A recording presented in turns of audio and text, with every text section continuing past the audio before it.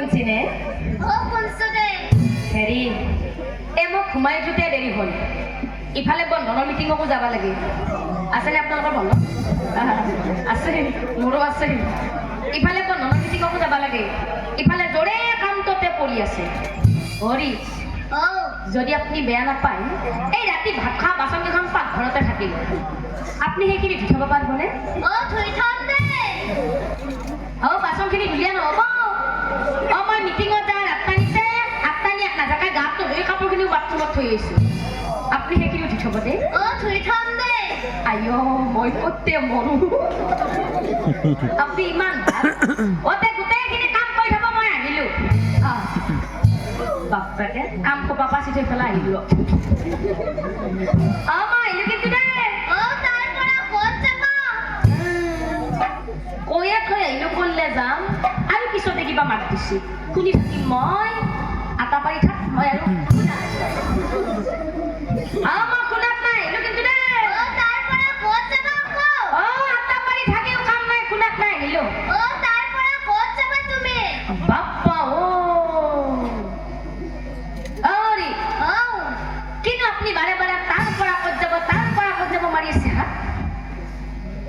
তাৰ পৰা মই ক'ত যাওঁ সেইটো আপুনি বাদ দিয়ক আপোনাক মই যিখিনি কামৰ কথা কৈছোঁ সেইখিনি কাম আপুনি কৰি থব আৰু যদি নকৰে নহয় যদি মিটিঙৰ পৰা ঘূৰি আহি সেইসোপা কাম ময়ে কৰিব লগা হয় নহয় মনত ৰাখক আপুনি ৰাতিলে আপোনাক মই ভাত খান কৰি দিম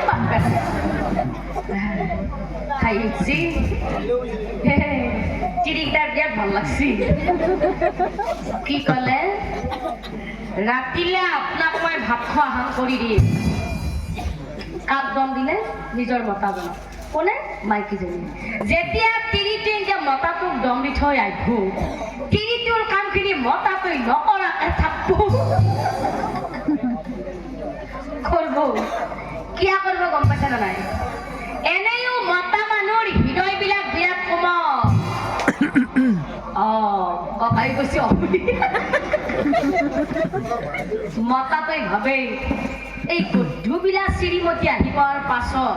সেইসোপা অধিক কাজিয়া লাগি মৰাতকে অলপ মানে সেইখিনি কাম কৰি পেলাই মই আজি বহি থাকে নহ'লে ৰাতিলে কম আছে কল্যাণে তিৰিমতে গেল আৰু আজিকালি এনেকুৱা কিছুমান নাৰী ওলাব হেৰি শুনছিনে শুনছো দে হেৰি এই আপোনাক মই এটা বহুত দিনৰ পৰা কথা কম বুলি ভাবি আছিলোঁ কোৱাৰ সুবিধা পোৱা নাছিলোঁ আপোনাৰ মাৰেতো ঘৰত থাকে জানো আজি পিছে আপোনাৰ মাৰেও ঘৰত নাই কথাটো কথাটো হ'ল কি আপুনি কিন্তু জেং জেঙে নুঠো বুলি কওঁ নুঠো দে তেনেহ'লে শুনকচোন এই কথাটো হ'ল কি আপনাৰে মোৰে আৰে বাবুৰে মাইনাৰে ভাতকেইটা বেলেগকে খাব নোৱাৰিলে কিয় খাব লাগে কিয় খাব লাগে বুলি আপুনি মোক প্ৰশ্ন নকৰিব কিয় খাব লাগে বুলি আপুনি মোক প্ৰশ্ন নকৰিব একেবাৰে আপোনাৰ মায়েতো ধৰি মোৰ শান্তি নাই ৰাতিপুৱা দুৱাৰো মেলা মুখো মেলা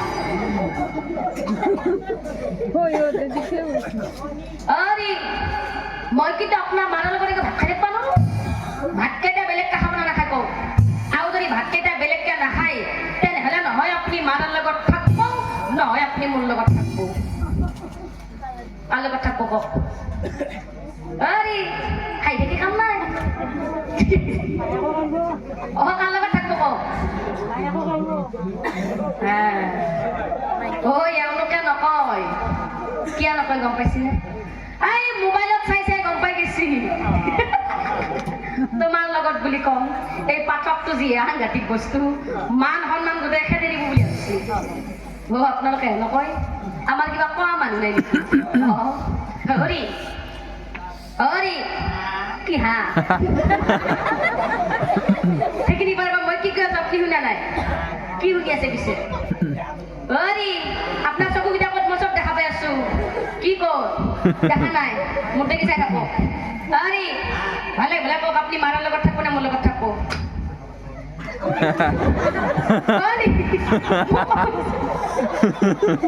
মোবাইলে যাই কল লাগব বৰদেকা ঘূৰি মোক বিয়া পাতিছিল বৰদেকা গম নাপাকে টানি লৈ আহিছিল দেখোন এইগিলাক মই ক'ব নোৱাৰো ভালে ভালে কওক আপুনি কাৰ লগত থাকব তাতে কি কৰিব লাগে নাযাম মই আজি ঘৰৰ ভিতৰত বাৰান্দা লগ মোক এতিয়া ক'ব লাগিব ভালে ভালে কওক কাৰ লগত থাকব কাৰ লগত থাকব কওক শুনা নাই তাক থাকো শুনা নাই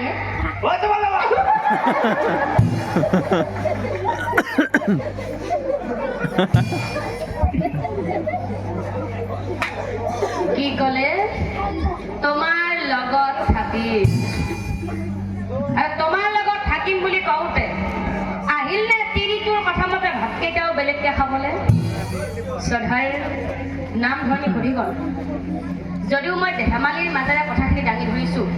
আপোনালোকে কিন্তু কোনেও বেয়া নাপাব বৰ্তমান সমাজত চলি থকা ঘটনা হয়নে নহয় কওকচোন আজি চাওঁ আজি আমি ডেকা চেঙাৰে আছোঁ বাবে আমাৰ নিজৰ সুখবিলাক পূৰণ কৰিবৰ বাবে তেওঁলোকক আমি পিতৃ মাতৃৰ পৰা কাঢ়ি আনিছোঁ নহয় জানো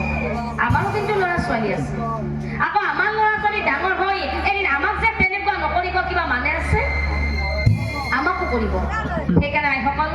মই নামটোৰ মাজেৰে কথাখিনি দাঙি ধৰাৰ উদ্দেশ্য হ'ল এইটো যে আমাৰ আই মাতৃসকলে অন্ততঃ নিজৰ স্বামীকেইজনক হাতৰ আঙুলি মূৰত নোচোৱাবলৈ চেষ্টা নকৰিব মনত ৰাখিব যে স্বামীকেইজনে হৈছে আমাৰ জীৱনৰ অলংকাৰ যেতিয়ালৈ স্বামীকেইজন জীয়াই থাকিব অনাই হওক খৰাই হওক বেঙেৰাই হওক কুকুৰাই হওক মদা ঘিয়েই নহওক কিয় যেতিয়ালৈ নিজৰ স্বামীকেইজন জীয়াই থাকিব তেতিয়ালৈ কিন্তু আমি মাইকী মানুহখিনিয়ে সমাজত দৃঢ়তাৰে থিয় হৈ থাকিম আৰু যেতিয়াই স্বামীজন আমাৰ জীৱনৰ পৰা নোহোৱা হৈ যাব হয়তো নোহোৱাবিলাকে অনুভৱ কৰিছে তেতিয়াই কিন্তু আমাৰ মাইকী মানুহৰ জীৱনত একোৱেই নাই সেয়েহে আইসকল নামটোৰ মাজেৰে মই কথাখিনি দাঙি ধৰিলোঁ হয়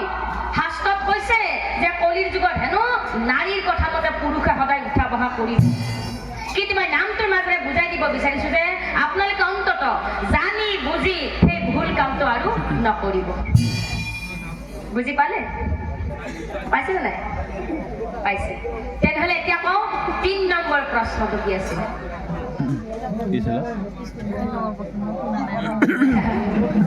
দাদা ঠিক কৈছে কি হ'ব হয় সঁচা কথা কৈছে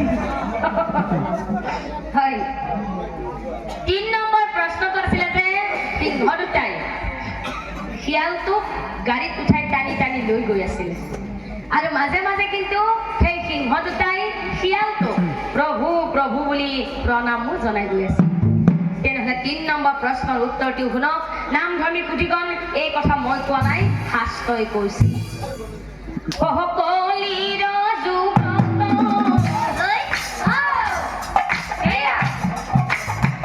কিছুমান হিয়াল ধূৰ্ত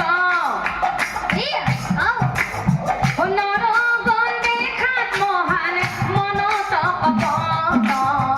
শুনা তুমি তাৰ